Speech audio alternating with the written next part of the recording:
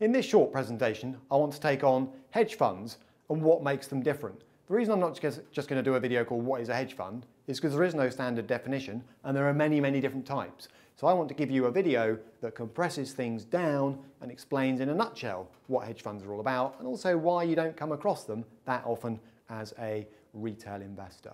Okay, so hedge fund basics first of all. Now, first point there, no standard definition. So a hedge fund can be almost any structure. It can be structured if it wants to be as a closed-ended vehicle, an open-ended vehicle, a limited partnership. It's got almost any choice because these are often firms that operate outside the normal regulatory boundaries. They're not illegal, but they choose to operate outside the rules that would allow a fund to market itself much more widely, which is why in some cases it's difficult to actually buy into them, even if you want to. So they can use any structure, they can follow a wide range of strategies. Okay, these are funds that can dabble heavily in derivatives. They can do things called short selling, which I'll cover in just a moment. They can go long and short, bet on rising and falling prices, and so on and so forth. They often offer what they think are going to be big accelerated returns compared to a conventional fund, and they charge accordingly. The 2 and 20 structure is still around. That's where you get a 2% annual management fee and a 20% performance fee set above a certain benchmark. So the fees can be fairly heavy and they can be pretty illiquid. People who buy into these things often need to understand they can't just pull their money out on a whim. These are funds that are prepared to take risk and prepared to go, sometimes where other funds either aren't prepared to go or can't go. All right? So there's your basic structure and features. Now, some hedge fund tools, and these are just some of the tools available that are not necessarily available to you and me and not necessarily available to conventional fund managers. Short selling, that's quite a big one. All right, we'll look at that first in a moment. Gearing up using debt, well, yeah, other closed-ended vehicles can do that, hedge funds certainly can. And derivatives, which allow them to both increase risk and make directional bets on prices rising and falling or both, okay? Short selling, hear about that a lot. You hear about regulators trying to limit it and so on. So what is it? Well, very simple scenario here, and in a moment I'll explain how a hedge fund might use this. You've got a stock lender, let's say a pension fund for argument's sake, somebody who sits on a lot of stock for a living. You've got a hedge fund. Step one, the hedge fund borrows stock. So step one is a loan of stock, say 1,000 shares. All right, now the lender will want a fee and will want them back at some point. That's the point. This is the idea of the hedge fund trading with shares it doesn't technically own. So it's just a loan. The stock lender is going to want interest, a fee back, and the original 1,000 shares in a while. Meantime, here's the story. The hedge fund sells those same shares in the market. Selling shares, it'll have to return to the original lender, so it doesn't technically own. Short selling. All right. The idea, hopefully, is that the shares drop in value. All right. So having sold them, they drop in value.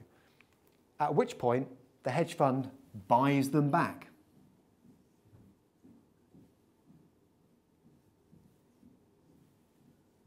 Call that a buyback. All right, so far we've got borrowed stock sold. Now imagine you sell for £1 each, 1,000 shares.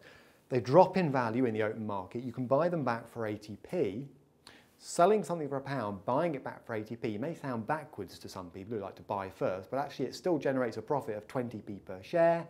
Then the hedge fund has got to honour the obligation to return the stock to the original lender. So finally, step 4, the stock is returned. And there you have it. Everybody's happy, in theory. The pension fund that lent the stock takes a fee from the hedge fund and gets its 1,000 shares back. And if they would have fallen in value anyway, why not take the fee in the meantime?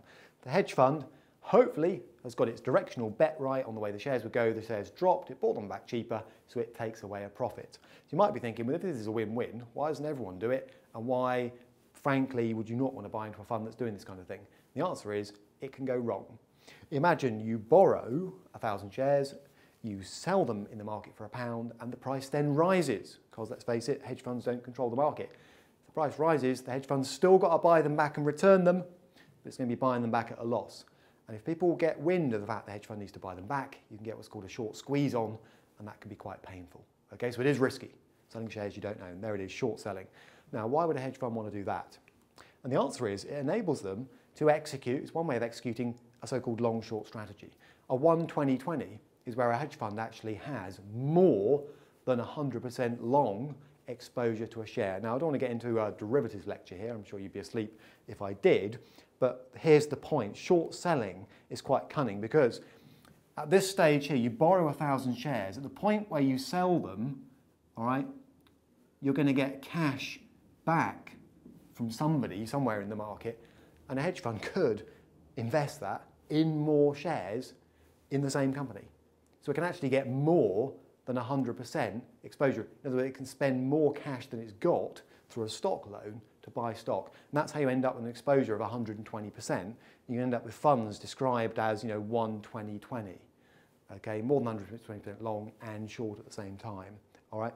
In other words, they can take quite clever directional bets on prices rising, prices falling, and so on.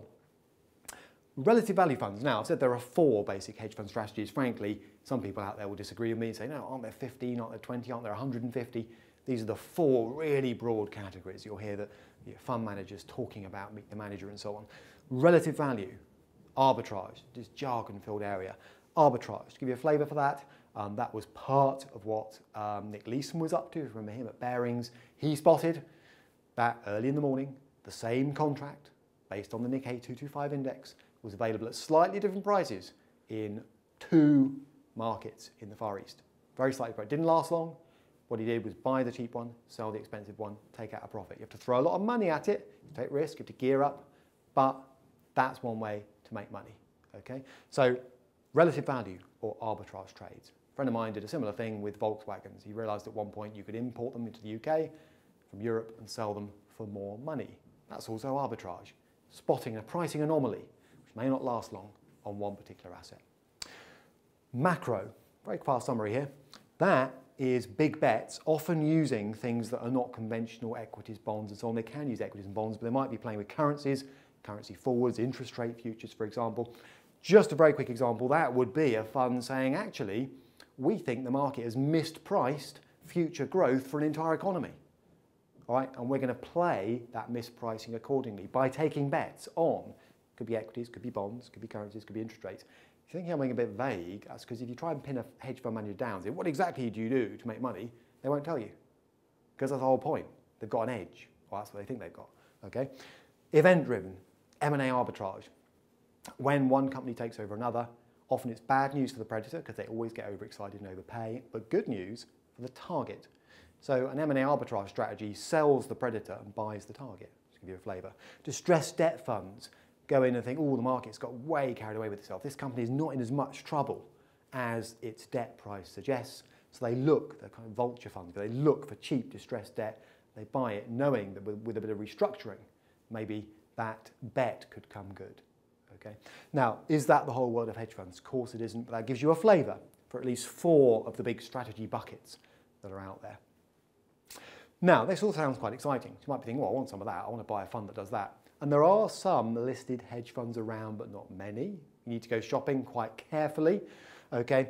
Unfortunately, lots of hedge funds are simply not available to retail investors. I have people saying, well, I want to buy one of those. Well, you just can't, I'm afraid. And the reasons are many and various. If they're not available on a stock exchange, it can be really difficult to get in at all. Okay, regulators don't like these things advertising widely if they take big risks. Okay, retail investors getting too heavily involved in many of the types of hedge funds.